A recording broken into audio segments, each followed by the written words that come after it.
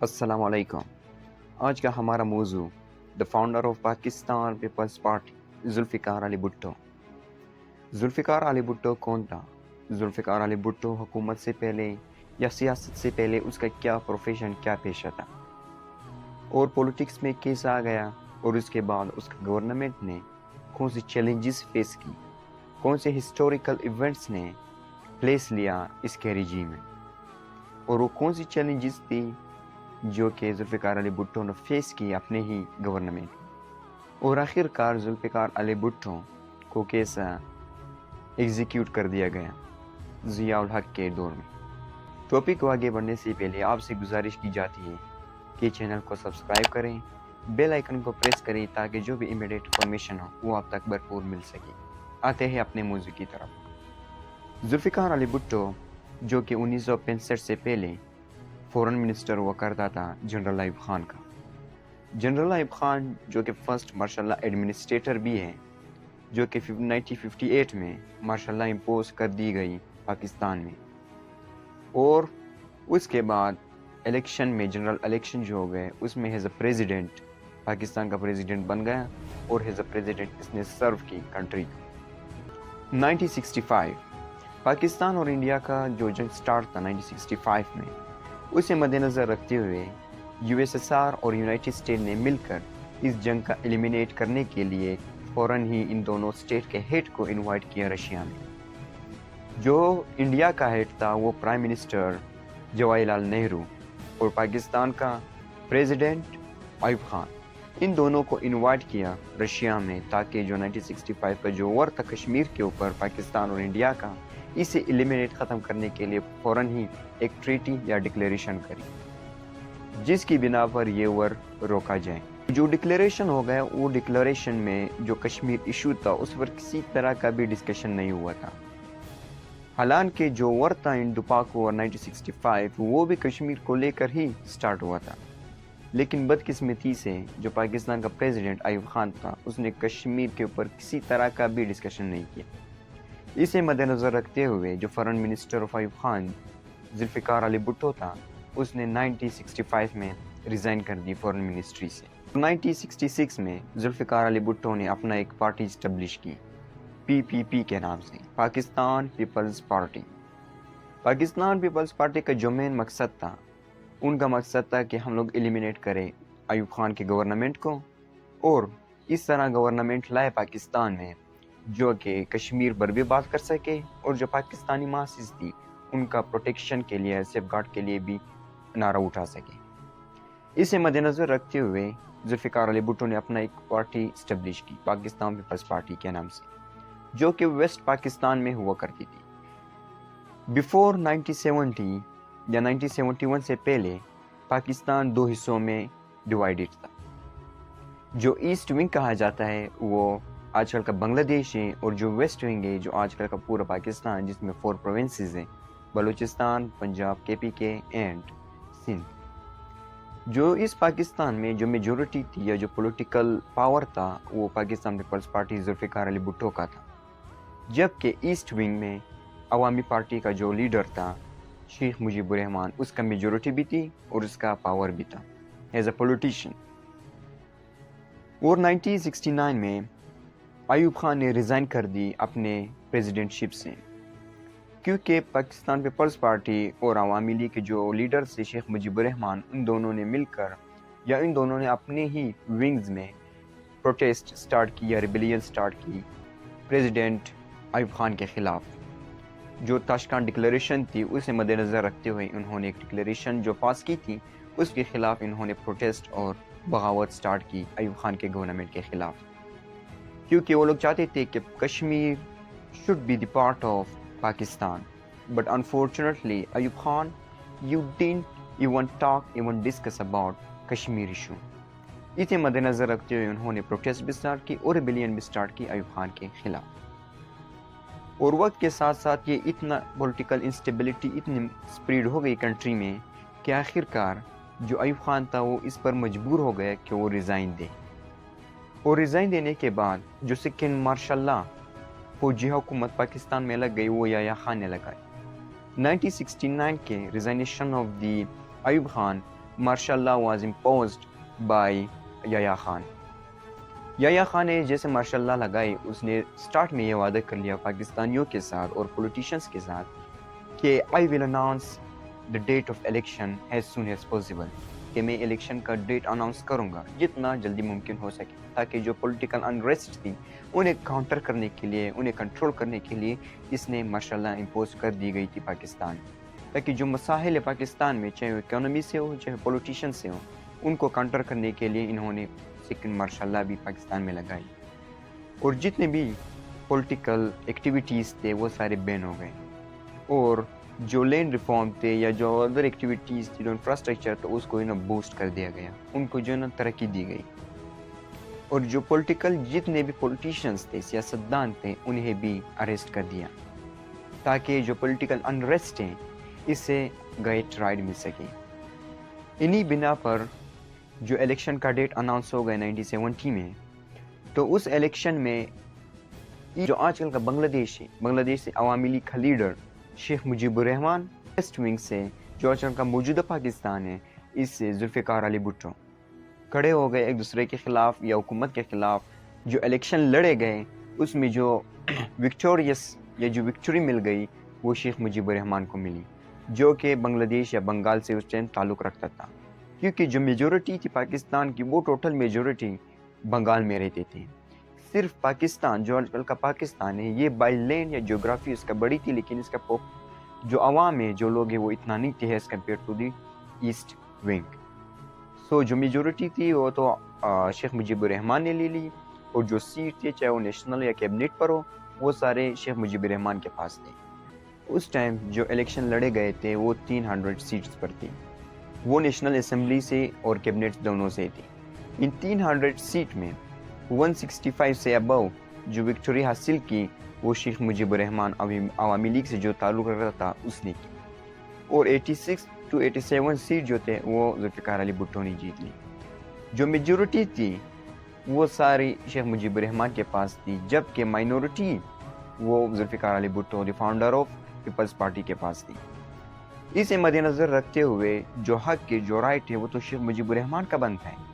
لیکن جو ملٹری انٹرفیرنسز تھی، جو ملٹری نے مداخلتی کی، ملٹری یہ نہیں چاہتی تھی کہ جو پاور ہے جو آٹونومی ہے وہ سارے ایسٹ پاکستان کے پاس چلی جائیں۔ اسے مد نظر رکھتے ہوئے پاکستان ملٹری نے ذوالفقار علی بھٹو کو انوائٹ کیا کہ آپ آ جائیں اور پریزیڈنٹشپ کو سٹارٹ کریں، اگرچہ شیخ مجیب الرحمان نے الیکشن جیتے ہیں۔ اسے مد نظر رکھتے ہوئے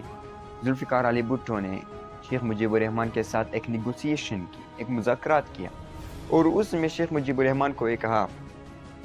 کہ آپ آئے ہمارے ساتھ ملے اور کولیکشن جو متحد حکومت ہے اس کو سٹارٹ کرتے ہیں، جیسے آج کل جو نیو حکومت ہے پاکستان کا، پیپلز پارٹی اور نون لیگ نے دونوں نے مشترکہ حکومت سٹارٹ کی۔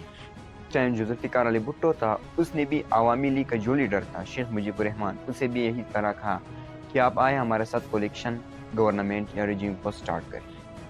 تو شیخ مجیب الرحمان تو سٹارٹ میں اس بات سے انکار کرتا تھا کہ شیخ مجیب الرحمان یہ نہیں چاہتا تھا کہ میں ان کے ساتھ کولیکشن گورنمنٹ سٹارٹ کرو، کیونکہ اس نے جو نا جیتا تھا الیکشن، اس نے جیتا تھا، اس کا رائٹ تھا to become the president of Pakistan, لیکن ملٹری کی وجہ سے اس کو اس کے رائٹ سے ہی ڈپرائیو کر دیا۔ اور جو آخری الٹیمیٹلی وہ جو تھا نا اس بات پر ایگری ہو گئے کہ ٹھیک ہے میں آپ لوگوں کے ساتھ کولیکشن گورنمنٹ کا انتخاب کروں گا، لیکن میرے کچھ شرط ہیں، اگر آپ لوگ میرے شرط کو جو شرط جو کنڈیشن ہے اگر آپ اسے ایکسیپٹ کرو گے so then I will be able to make a coalition government to you people۔ تو ذوالفقار علی بھٹو نے کہا کہ ٹھیک ہے وی آر ریڈی، آپ کا کیا کنڈیشن ہے، آپ اپنا کنڈیشن جو شرائط وہ پیش کریں، ہم لوگ اس پر نظر ثانی کریں گے، پھر ہم لوگ ڈیسائیڈ کریں گے کہ کیا یہ کنڈیشن ہمارے لیے باعث قبول ہے یا نہیں۔ تو اسے مد نظر رکھتے ہوئے شیخ مجیب الرحمان نے اپنے 6 پوائنٹ ایجنڈا پیش کی۔ جو 6 پوائنٹ ایجنڈا تھا وہ اس نے 1969 میں بھی پاکستان گورنمنٹ کے سامنے پیش کی تھی۔ ان میں اس کا جو مقصد تھا، جو 6 پوائنٹ ایجنڈا کا جو مین مقصد تھا وہ بنگال کو سپریٹ کرنا تھا۔ بنگال کو سپریٹ کس طرح کرنا تھا؟ پاکستان سے سپریٹ نہیں کرنا تھا۔ ان کا جو مقصد تھا اٹونومی دی جائے، چاہے وہ فورن ہو چاہے وہ ڈومیسٹک ہو، پروونشل اٹونمی دی جائے. پروونشل اٹونمی میں چاہے ان کا جو کرنسی ہو ان کا اپنا سپریٹ کرنسی ہونی چاہیے, ان کا اپنا جو ریونیو اور ٹیکسز کا جو لوگ ایکومولیٹ کرتا ہے وہ بھی ان کا اختیار بھی اسی دی جائے, نہ کہ فیڈرل گورنمنٹ کو. اور اسی طرح جو فورن ایکسچینجز ہیں وہ اس کا بھی جو اتھارٹی ہے وہ اس پاکستان کے پاس ہی رہنے دی جائے. جو آبزرویشن انہوں نے کی ویسٹ پاکستان, جو ذوالفقار علی بھٹو ہے, پاکستان ملیٹیرینز جو تھے, اس کا جو مین مقصد جو مین رزلٹ نکلا وہ سپریٹزم آف بنگال تھا. بنگال کو پاکستان سے سپریٹ کرنے کے لیے 6 پوائنٹ ایجنڈا ہی کافی تھا. اسے مد نظر رکھتے ہوئے پاکستان ملیٹیرینز نے اس کو ریجیکٹ کر دیا اور ذوالفقار علی بھٹو جو ہے نا پاکستان کا پریزیڈنٹ بن گئے. اور پریزیڈنٹ شپ کے بعد جو ایسٹ پاکستان جو بنگلہ دیش ہے اس میں بغاوت اور ہڑتالیں جو پروٹیسٹ تھی وہ سٹارٹ ہو گئی گورنمنٹ کے خلاف. ذوالفقار علی بھٹو کے گورنمنٹ کے خلاف انہوں نے بغاوتیں سٹارٹ کی. بہت سے افراتفری سٹارٹ ہو گئی ایسٹ پاکستان میں. اسے مد نظر رکھتے ہوئے پاکستان کے جو گورنمنٹ تھے انہوں نے ملٹری آپریشن لانچ کی ایسٹ پاکستان میں تاکہ جو کرائسز ہے جو ایشوز ہیں ان کو ختم کر سکیں. جیسا انہوں نے یہ لانچ کی یہ آپریشن ایسٹ پاکستان میں, فرسٹ جو ہے پاکستان جو ملٹری تھے فوج تھے انہوں نے بنگال کے جو ڈھاکہ میں یونیورسٹی تھی اس پر اٹیک کیا. بہت سے جو اسٹوڈنٹس تھے انہیں مار دیا. ان کا جو ممبرس تھے جو ان کو لیڈ کرتے تھے, جو ان کو پڑھاتے تھے, جو ٹیچرس تھے, سٹاف تھے, ان کو بھی قتل کر دیا. جو اسٹوڈنٹس تھے ان کے ساتھ ریپ اور ایٹروسٹیز کا بھی بہت سی انلیگل ایکٹیویٹیز کو اپنا کر انہوں نے اس یونیورسٹی پر بھی اٹیک کی. اور جو کنسٹرکشن تھی, جو بریجز تھے, جو ادر ایکٹیویٹیز ان کو بھی ڈسٹروائے کر دیا. پاکستان ملٹری کا اس ایکشن کی وجہ سے بنگلہ دیش میں ایک آرمی بن گئی جو کہ BLW کے نام سے تھی. بنگلہ دیش لبریشن وار سٹارٹ ہو گئی پاکستان ملٹری کے خلاف. بنگلہ دیش لبریشن وار کا جو مین مقصد تھا ان کا مقصد تھا کہ بنگلہ دیش کو آزادی دلانا پاکستان سے. اور اس وار میں جو سپورٹ کیا بنگلہ دیش لبریشن آرمی کے, ان کو جو سپورٹ کیا وہ انڈیا نے کیا, کیونکہ انڈیا اور پاکستان کا جو ڈسپیوٹ ہے جو وار ہے وہ 1947 سے ہی سٹارٹ ہے کشمیر کو لے کر. سو اسے مد نظر رکھتے ہوئے 1971 میں جو انڈین تھے انہوں نے کیا کیا, انہوں نے بنگلہ دیش لبریشن آرمی کو سپورٹ کرنا سٹارٹ کیا. انہیں ملٹری ایکوپمنٹس پرووائڈ کی اور جو بھی فائنینشیل انسٹیبلٹیز تھی ان سے بھی ان کو گیٹ رائٹ کیا اور فیسلٹیز جو تھی ان کو پرووائڈ کری تاکہ وہ لوگ اس پاکستان آرمی کو کاؤنٹر کرے اور اس کے خلاف ایک وار سٹارٹ کرے. اور اس وار میں نہ صرف ملٹری ایکوپمنٹس بلکہ انڈیا نے اپنے سولجرز بھی بنگلہ دیش بھیج دی تاکہ وہ پاکستان آرمی کو جو ہے نا بنگلہ دیش سے نکال سکے اور بنگلہ دیش کو آزادی دلا سکے. اور الٹیمیٹلی جو آخرکار جو رزلٹ نکلا وہ ہی پاکستان کے لیے بہت ہی ناقابل یقین رزلٹ نکلا. پاکستان آرمی اور پاکستان گورنمنٹ شوک ہو گیا یہ سچویشن دیکھ کر. 1971 میں جو وار سٹارٹ ہو گیا بنگلہ دیش اور پاکستان کے درمیان, تو بنگلہ دیش لبریشن آرمی نے جو ہے اس میں وکٹری حاصل کی اور انڈین میں اس میں پارٹیسپیٹ کی. اور پاکستان اور انڈیا کا سٹارٹ ہو گیا وار. اسی بیچ پاکستان اور انڈیا کا وار سٹارٹ ہو گیا. وہ پاکستان کی جو 93,000 سولجرز تھی ان کو بھی انڈین کسٹڈی میں لے لیا گیا کیونکہ انہوں نے سرنڈر کیے. ان کے پاس اتنا ویپنز, اتنا ہتھیار نہیں تھی کہ وہ لوگ انڈینز کو کاؤنٹر کر سکیں. اور رزلٹ میں بنگلہ دیش پاکستان کے ہاتھوں سے گیا اور بنگلہ دیش ایک الگ مملکت بن گیا.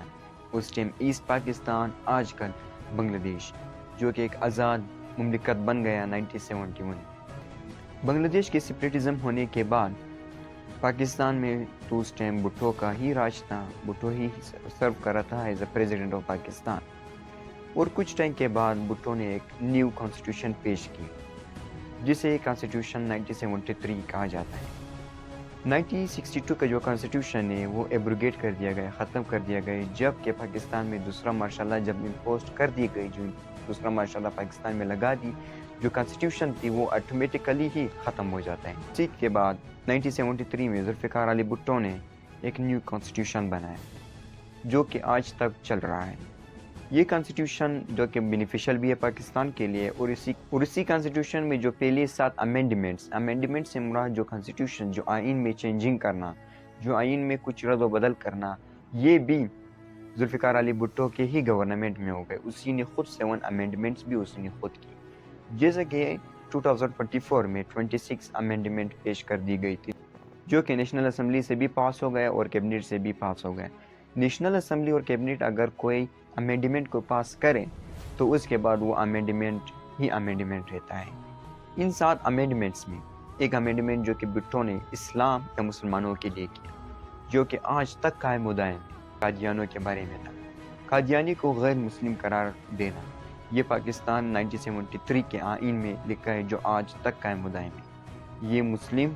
اور اسلام کے لیے ایک بہت بڑا ورک کیا ذوالفقار علی بھٹو نے۔ اسی بنا پر جو اپوزیشن ہے، جو آج کل کی بھی اپوزیشن پارٹی ہے پیپلز پارٹی کے خلاف،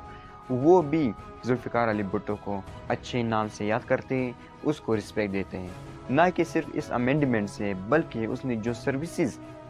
اس نے جو خدمات دی پاکستان کے لیے، پاکستان کے عوام کے لیے، وہ آج تک ہی برقرار ہیں۔ اسے مد نظر رکھتے ہوئے ذوالفقار علی بھٹو، اگرچہ اس نے 1970 میں کچھ غلط کی تھی 1970 الیکشن میں، لیکن اس کا جو ذمہ دار تھا وہ بھٹو نہیں تھا، کیونکہ اس کو انوائٹ کرنے والا ملٹری تھی۔ پاکستان کے جو ملٹرینز تھے انہوں نے ہی بھٹو کو انوائٹ کیا کہ آپ آج پریزیڈنٹ شپ کو سنبھالیں۔ اور بھٹو نے اپنے جو رجیم تھا، اپنے گورنمنٹ میں بہت سی چیلنجز کو بھی فیس کیا، جس میں جو مین چیلنج کنسیڈر کیا جاتا ہے وہ جو 93,000 سولجرز تھے جو کہ انڈین کسٹڈی میں گئی 1971 کے وار میں، ہند پاک وار میں جو 1971 تھا، اس میں جو 93,000 جو سولجرز تھے، 93,000 وہ انڈین کسٹڈی میں گئی۔ ان کو چھڑانا یا ان کو انفریز کرنا، گو بیک ٹو پاکستان کرنا، ذوالفقار علی بھٹو کے لیے ایک بہت بڑا ہی چیلنج تھا۔ تو شملہ ایگریمنٹ، جو اس ٹائم شملہ ایگریمنٹ ہو گئی انڈیا کے شملہ میں، اندرا گاندھی کے ساتھ ذوالفقار علی بھٹو کا جو ایک نیگوسیشن ہو گیا یا ایک ایگریمنٹ ہو گئی، اس میں جو 93,000 سولجرز تھے ان کو بھی ریلیز کیا، اور جو لینڈ پاکستان نے اوکوپائی کیا تھا اور جو پاکستانی انڈیا کو اوکوپائی کیا تھا وہ بھی ایکسچینج کر دیا۔ اور جو دوسرا چیلنج تھا وہ انٹرفیرنسز ان گورنمنٹ، جو ملٹری تھی انٹرفیرنس، جو مداخلت کرتی تھی ڈومیسٹک ایشوز کا جو پاکستان کا گورنمنٹ میں، اس سے نکلنا ذوالفقار علی بھٹو کے لیے ایک چیلنج تھا۔ لیکن الٹیمیٹلی اسی کے دور میں ہی جو 7 جنرلز تھے ان کو بائی فورس بھی ریٹائر کر دیا گیا ذوالفقار علی بھٹو نے، اور جو آرمی انٹرفیرنس کرتی تھی پولیٹکس میں یا گورنمنٹ میں، ان کو بھی آج سے ختم کیا۔ ذوالفقار علی بھٹو نے نیشنل عوامی پارٹی پر بھی بین لگائی۔ حیات خان جو کہ گورنر آف KPK تھا اس ٹائم، وہ close companion of Zulfikar Ali Bhutto تھا۔ پشاور یونیورسٹی میں اس کا ایک میٹنگ تھا، جیسا وہ پہنچا وہاں تو اس کو بم سے بلاسٹ کر کے اس کو اڑا دیا، اس کا اسیسینیشن کر دیا۔ اسے مد نظر رکھتے ہوئے جو لاسٹ میں رپورٹ آ گیا ذوالفقار علی بھٹو کے پاس، اس رپورٹ میں جو کرمنلز تھے یا جو لوگ اس چیز میں انوالو تھے اس کے اسیسینیشن میں، وہ نیشنل عوامی پارٹی کے ہی لوگ تھے۔ اسے مد نظر رکھتے ہوئے ذوالفقار علی بھٹو نے نیشنل عوامی پارٹی پر بین لگائی، جو آج تک ہی بین میں، اور اس کے برعکس انہوں نے ANP عوامی نیشنل پارٹی کو جو نے اسٹیبلش کی۔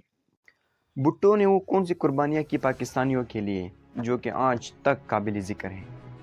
اس میں جو فرسٹ قربانی اس نے کی یا جو فرسٹ ریفارم کے پاکستانیوں کے لیے، وہ یہ ریفارم تھا کہ اس نے یونیورسٹیز، کالجز، جو میڈیکل کالجز تھی، یونیورسٹیز تھی، وہ بنائی پاکستانیوں کے لیے تاکہ وہ لوگ اس سے فائدہ لے سکیں، چاہے وہ سائنس کے فیلڈ میں ہو یا آرٹس کے فیلڈ میں ہو۔ جو اسٹوڈنٹس کے لیے تھے وہ بہت ہی بہترین تھے، اسٹوڈنٹس نے ان یونیورسٹیز اور کالجز سے بہت ہی فائدہ اٹھایا۔ اور اسی کے ساتھ ساتھ ذوالفقار علی بھٹو نے جو لینڈ ریفارم کا ایک منصوبہ تھا اس کو بھی سٹارٹ کیا۔ لینڈ ریفارم سے مراد جو آدمی جس کے پاس بہت ہی زمینیں ہیں، ان کے لیے ایک اسپیسیفک کرائٹیریا یا اسپیسیفک لمٹ جو ہے نا ان کے لیے رکھی گئی۔ جو اریگیشن تھے، جو اریگیشن لینڈ تھے، وہ اس کا جو مالک ہے وہ 500 ایکڑ سے زیادہ نہیں رکھ سکتا، اور جو اریگیشن لینڈ نہیں ہے ان کے جو مالک ہیں ان کے لیے جو نا 1000 ایکڑ تک ہی لیمٹ ہے اپنا زمین کو رکھنا، اور باقی جو لینڈ تھے وہ یا پیزنٹس جو فارمر تھے ان میں تقسیم کی، اور جو زمیندار تھے ان میں تقسیم کی، اور جو لینڈ لیس تھی جس کے پاس گھریں نہیں تھی، جس کے پاس کچھ نہیں تھا، ان پر جو ہے نا یہ زمینیں تقسیم کی، جس کی وجہ سے ایگریکلچر میں بھی اضافہ ہو گیا، کنسٹرکشن میں بھی اضافہ ہو گیا، اور بہت سے فائدہ پاکستانیوں کے لیے پہنچا۔ اور پاکستانیوں کو یہ بھی کہا کہ آپ کا جو منی ہے جو باہر ملک میں، آپ اسے پاکستان لائیں اور پاکستان میں انویسٹ کریں تاکہ آپ کے لیے بھی اور پاکستان کے لیے بھی یہ فائدہ مند رہے۔ اور جو ایگریکلچر کے فیلڈ میں جو کام کرتے تھے، جو زمیندار تھے، وہ جو فارمرز تھے، ان کے لیے اسپیسیفک جو ہے نا فنڈز بھی رکھے، ان کے تنخواہیں بھی رکھی، جس کی وجہ سے وہ دل و جان سے اپنی زمینوں پر کام کرتے تھے، اور جو گندم جو چیزیں وہ لوگ اگاتے تھے، اور انہیں ہی ایگریکلچر کی وجہ سے پاکستان کو بہت ہی فائدہ ملتا تھا۔ اور 1977 میں جو جنرل الیکشن کا ٹائم آیا گیا، اکارڈنگ ٹو دا 1973 کانسٹیٹیوشن، جو پارلیمنٹری حکومت بنی یا پارلیمنٹری نظام بنا پاکستان میں، تو 1977 میں الیکشن کا ڈیٹ اناؤنس کیا۔ اس الیکشن میں جو الیکشن لڑی گئی، اس میں جو ہے نا میجورٹی جو تھا نا وہ کولیکشن پارٹیز کی تھی۔ کولیکشن پارٹیز سے مراد جو متحدہ پارٹی بنی تھی بھٹو کے خلاف، انہوں نے اس الیکشن میں جیتا، میجورٹی ان کی تھی۔ لیکن ذوالفقار علی بھٹو نے اس الیکشن میں بھی شکست کھائی،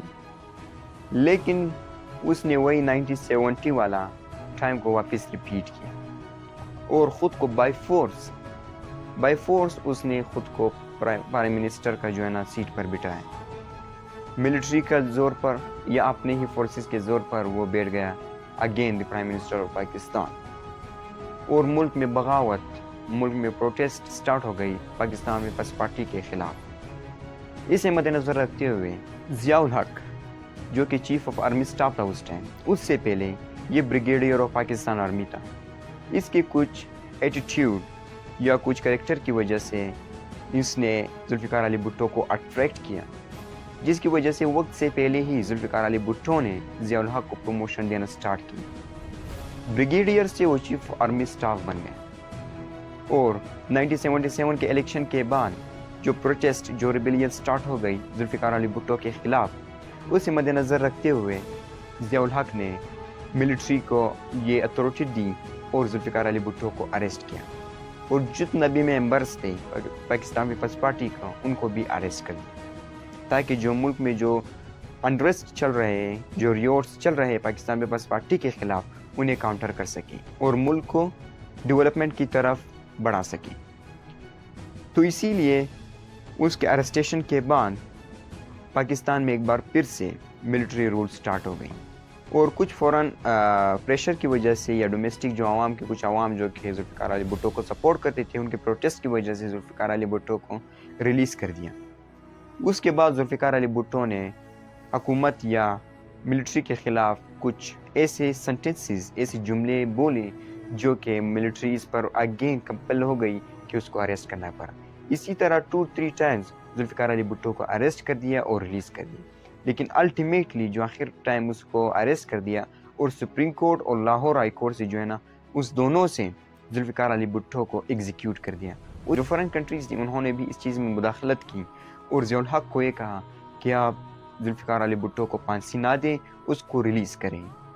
لیکن ضیاء الحق نے فورن انٹرفیرنسز کو ایکسیپٹ نہیں کیا۔ اس نے کہا کہ یہ ہمارا کنٹری ہے، ہمارا رول ہے، ہمارے کانسٹیٹیوشن ہے، ہمارے قوانین ہے، ہم جانے ہمارے کام جانے۔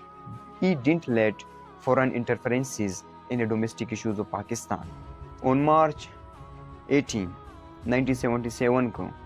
Zulfiqar Ali Bhutto, the founder of Pakistan People's Party and the prominent politician of Pakistan's history, he was executed by Zia ul Haq on March 18, 1977 in Central Jail, Rawalpindi. Rawalpindi کا جو سینٹرل جیل ہے، 18 مارچ 1977 کو ضیاء الحق نے ذوالفقار علی بھٹو جو کہ عظیم شخصیت ہے پاکستان کے ہسٹری میں، اس کو پھانسی کے تختے پر چڑھا دیا۔ یہ تو ذوالفقار علی بھٹو کا ایک چھوٹا سا بریف اکاؤنٹ آف یا brief history of Zulfikar Ali Bhutto. اس ہسٹری سے ہمیں یہ سبق ملتا ہے کہ ملٹری جو آرمی میں اگر وہ لوگ انٹرفرنس کریں، مداخلت کریں پاکستان کے یا کسی بھی اسٹیٹ کے گورنمنٹ میں یا ان کے پولیٹیشین میں یا پولیٹکس میں، تو وہ کنٹری کبھی بھی عروج پر نہیں جا سکتی، وہ کنٹری کبھی بھی ترقی نہیں کر سکتی۔ تو اسی بنا پر ہم لوگ اپنے اسٹیٹ، ہمارے وطن عظیم پاکستان کو مد نظر رکھتے ہوئے یہ کہہ سکتے ہیں، جو آج کل کا سچویشن جو ہم لوگ فیس کر رہے ہیں، جو ہم لوگ دیکھ رہے ہیں، ان کے پیچھے کون رسپانسیبل ہے؟ ان کے پیچھے ہمارے پولیٹیشنز، ان کا بھی قصور نہیں، قصور ہے تو ان کے لیڈرز کا ہے، جو کہ کچھ لالچ میں آ کر، کچھ پیسوں یا سیٹ کے لالچ میں آ کر وہ لوگ اپنا ایمان، اپنا اسلام، اپنا گول، اپنی مائلسٹائن کو بھول کر ملٹری کے آگے جھک جاتے ہیں اور انہی کی قدم پر چل کے اپنی ہی عظیم اسٹیٹ پاکستان کو بربادی کی طرف لے جاتا ہے۔ اگر ملٹری نے، اگر فوج نے پاکستان یا کسی بھی اسٹیٹ کے گورنمنٹ میں مداخلت سٹارٹ کی تو وہ کنٹری کبھی بھی ترقی نہیں کر سکتی، کیونکہ جو فوج کا اپنا نظام ہے، ان کا اپنا ایک رول، اپنا ایک ڈوگماسز ہے، جس کی بیس پر فوج کا جو مین رول ہے، جو ڈیوٹی ہے، ان کا کام ہے to safeguard the border of the state rather than interferencing or creating issues in a government or a politician۔ تو ایک ایسی کہانی ہے جو کہ ایک ہسٹوریکل میموریبل کہانی تھی۔ امید ہے آپ کو پسند آیا ہوگا۔ اگر پسند آئے تو آپ میرا یوٹیوب چینل کو سبسکرائب کریں، بیل آئیکن کو پریس کریں،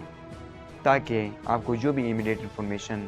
میں یہاں سے اپلوڈ کروں آپ تک بھرپور مل سکے۔ ملتے ہیں another ویڈیو میں، تب تک کے لیے اللہ حافظ۔